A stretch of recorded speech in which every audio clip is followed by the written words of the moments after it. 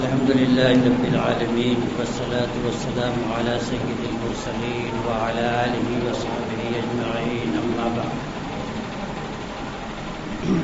أعوذ بالله من الشيطان الرجيم بسم الله الرحمن الرحيم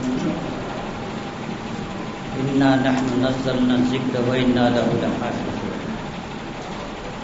وقال النبي صلى الله عليه وسلم خيركم من تعلم القرآن وعلمه أو كما قال علیہ الصلوۃ والسلام۔ محترم حاضرین، ابھی آپ ہمارے معزز مہمان سے ایک جامع اور پرمغز بیان سماعت فرما رہے تھے جو ہم سب کے قلوب کو جھنجھوڑنے کی اور ہمیں کتاب و سنت کے اوپر چلنے کی پورے طور پر دعوت دے رہے تھے۔ اس پرمغز اور جامع بیان کے بعد کسی اور بیان کی قطعاً ضرورت نہیں تھی اور نہ میں اس کے لیے حاضر ہوا تھا، اصلاً تو میں سننے ہی کا وعدہ کر کے آیا تھا۔ میں اس موقع پر سب سے پہلے مبارکباد پیش کرتا ہوں عزیز طلباء کو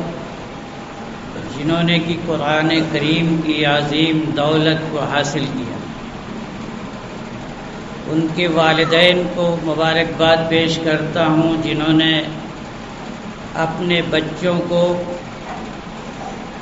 قرآن کریم کی دولت حاصل کرنے کا موقع فراہم کیا۔ ساتھ ہی ساتھ ان تمام اساتذہ اور اس ادارے کے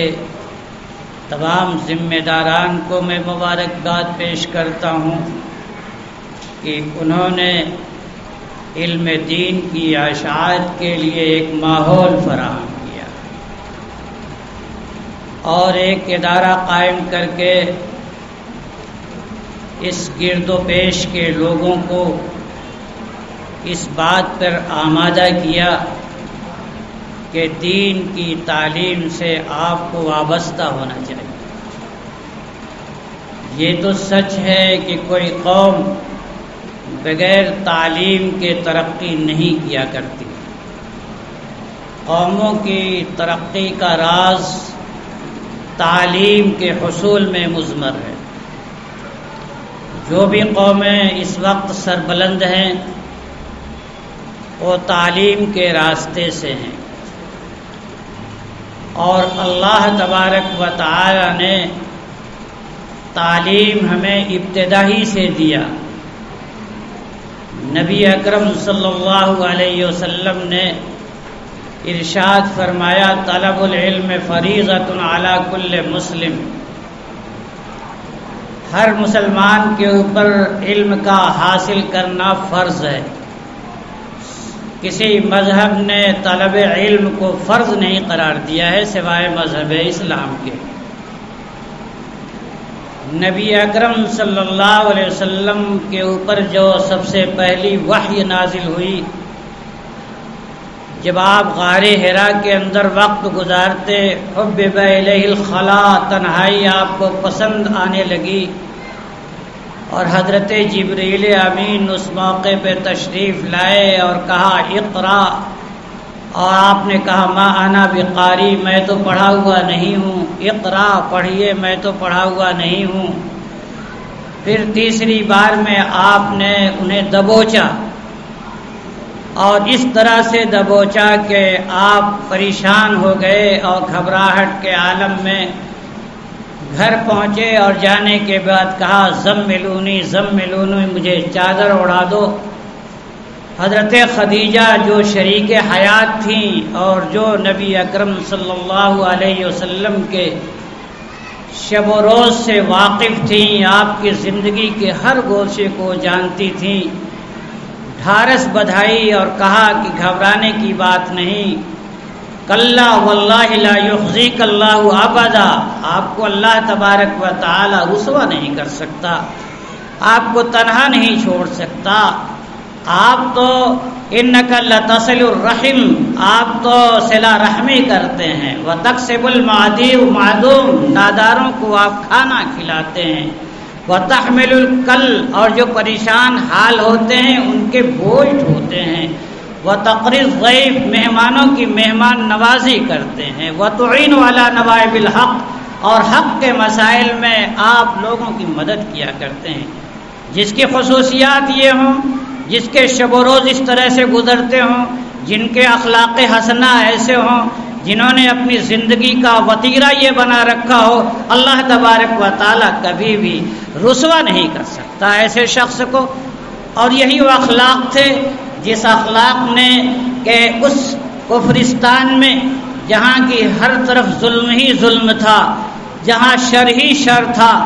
عربوں کی گھٹی میں، ان کے خمیر میں جہاں بدعنوانیاں تھیں اور جن کے یہاں شر کے علاوہ کوئی اچھی سی رمق نظر نہیں آ رہی تھی، ان لوگوں نے بھی نبی اکرم صلی اللہ علیہ وسلم کے اسی اخلاق حسنہ کو پسند فرمایا۔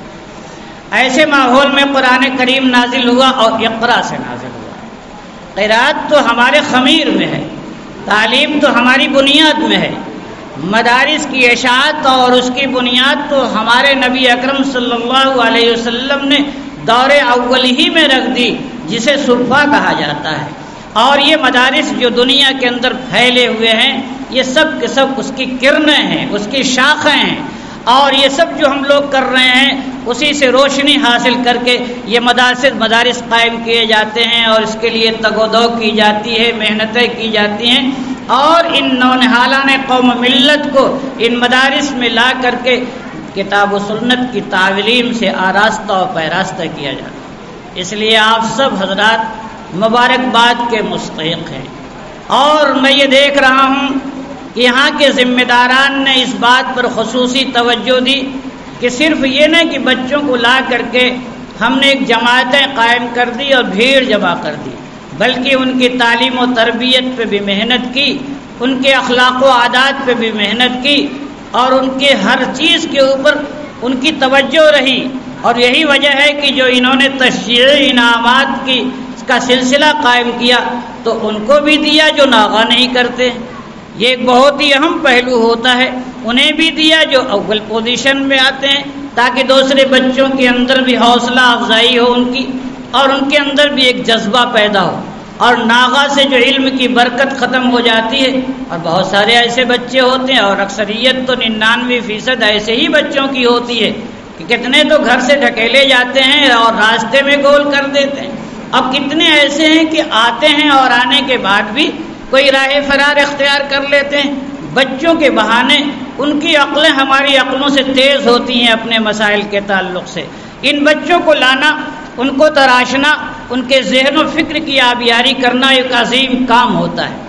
یہ چھوٹے چھوٹے بچے جو قاعدے سے تلفظ نہیں کر سکتے، وہ نہیں جانتے کہ مخارج کیا ہے، وہ نہیں جانتے کہ اس کی ادائیگی کیا ہے، وہ نہیں جانتے کہ تلفظ کیا ہے، وہ نہیں جانتے کہ اس قرآن کی آیات کو پڑھنے کا طریقہ کیا ہے، لیکن انہیں لا کر کے قاعدہ بغدادی اور نورانی قاعدہ اور اس کے بعد ان کی مشقیں کرانا اور شین اور سین میں فرق کرنا، ورنہ تو پہلے بڑی شین اور چھوٹی شین کر کے کام ختم کر دیا جاتا تھا، اور اس کا فرق زبان اور عملی طور پہ نہیں ہوا کرتا تھا۔ نتیجہ یہ ہے کہ آج محنتیں ہوئیں اور ان محنتوں کے نتیجے میں قرآن کریم اچھے ڈھنگ سے پڑھا جانے لگا، ایک ماحول بنا، ایک فضا بنی، اور یہ نہیں کہ صرف ہندوستان کے اندر، پورے عالمی طور پر اس پر محنت کی گئی اور قرآن کو بہت ہی اچھے ڈھنگ سے پڑھا جانے لگا۔ قرآن کی خصوصیات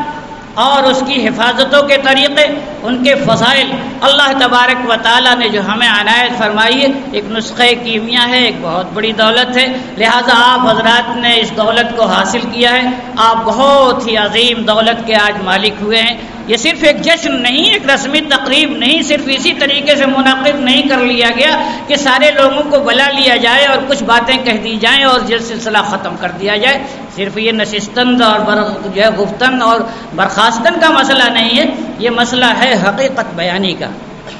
یہ مسئلہ ہے حقیقت سے روشناس کرنے کا، یہ مسئلہ ہے کہ وہ لوگ اس سے واقف ہوں، جو لوگ اس سے دور ہوں وہ ہم سے قریب ہوں اور دین سے جڑیں۔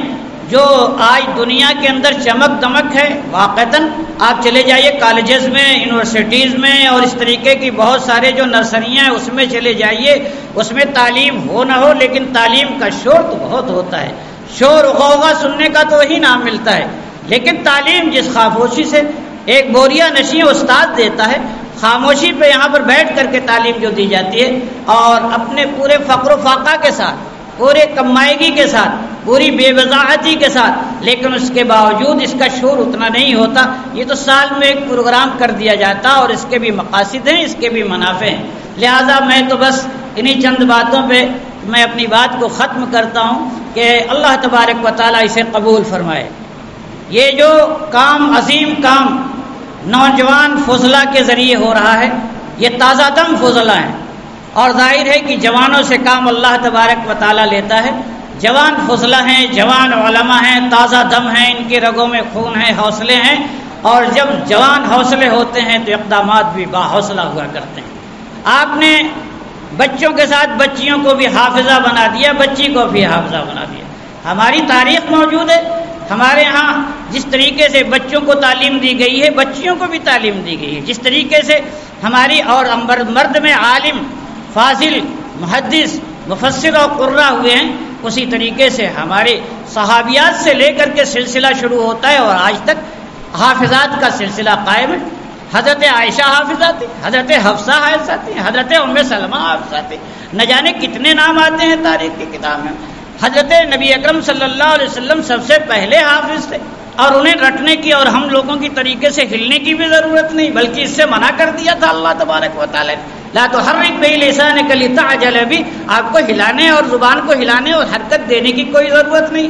ہم تو ہلنے لگتے ہیں اور ہلانے لگتے ہیں، اور ہمیں اس بات کا ڈر ہوتا ہے کہ ابھی گیا اور تبھی گیا، لیکن اللہ تبارک و تعالیٰ نے اس بات کی ذمہ داری لی تھی کہ میں نے اس قرآن کی حفاظت کی ذمہ داری لی ہے اور میں اس کی حفاظت کروں گا۔ لوح محفوظ میں محفوظ تھا، لوح محفوظ سے فرشتہ جو قوی، طاقتور، پورے طور پہ امین، وہ آئے لے کر کے، اور آ کر کے قلب اطہر نبی اکرم صلی اللہ علیہ وسلم کے اندر محفوظ ہو گیا، اور قلب اطہر سے صحابہ کرام تک محفوظ ہوا۔ ان کے قوت حفظ کا کیا کہنا، یادداشت کا کیا کہنا، ساری چیزیں وہ محفوظ تھیں، اور رفتہ رفتہ رفتہ رفتہ اس چار دانگے عالم کے اندر پھیلا، اور پھر اس وقت لکھا بھی گیا، اور لکھنے میں حفاظت اس وقت کی گئی کہ اگر ابتدائی زمانہ ہے، کہیں ایسا تو نہیں کہ احادیث اور قرآن کے اندر گڑمڑ ہو جائے، ذرا سا توقف کرو، احادیث کے لکھنے میں تھوڑا سا رک جاؤ، قرآن کی حفاظت اول نمبر پہ ہے۔ تو قرآن کی حفاظت تو اللہ تبارک و تعالیٰ نے لے لیے، تکوینی طور پر ہم لوگوں کو کوئی اس کی فکر نہیں کرنی ہے،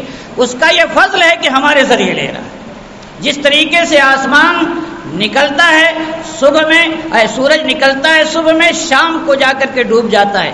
چاند نکلتا ہے جا کے ڈوب جاتا ہے، ستارے جگمگاتے ہیں، ختم ہو جاتے ہیں، یہ تکوینی نظام ہے۔ جس طریقے سے یہ تکوینی نظام ہے، اللہ تبارک و تعالیٰ نے یہ تکوینی نظام اپنے ذمے رکھا کہ قرآن کریم کی حفاظت بھی اس کے ذمے ہے، وہ چاہے ہم سے لے لے یا کسی اور سے لے لے، کسی قوم سے بھی لے سکتا ہے، یہ اس کا کرم، یہ اس کا فضل، یہ اس کی نوازش، یہ اس کی عنایت، یہ اس کا ہمارے اوپر فضل خاص ہے کہ انہوں نے ہم کو منتخب کر دیا، ہمارے ان بچوں کے سینوں کو منتخب کر دیا۔ یہ چھوٹا سا بچہ ہے، میں اگر غلطی کرتا ہوں تو یہ ٹوک دے گا، اگر کوئی اور دوسرا بڑے سے بڑا علامہ، دقاق عالم بھی اگر کرتا ہے اور زیر و زبر کی غلطی کرتا ہے تو یہ ٹوک دے گا۔ یہ اللہ تبارک و تعالیٰ کی حفاظت کا ذریعہ ہے۔ ابو کو عطا نہیں کیا جا سکتا ہے، جیسا کہ حضرت موسیٰ علیہ السلام جس قوم کے پاس پہنچے تھے، ان لوگوں نے کھانا دینے سے انکار کر دیا تھا، ابو ان یضیفوہما، ان لوگوں نے انکار کر دیا کھانا کھلانے سے۔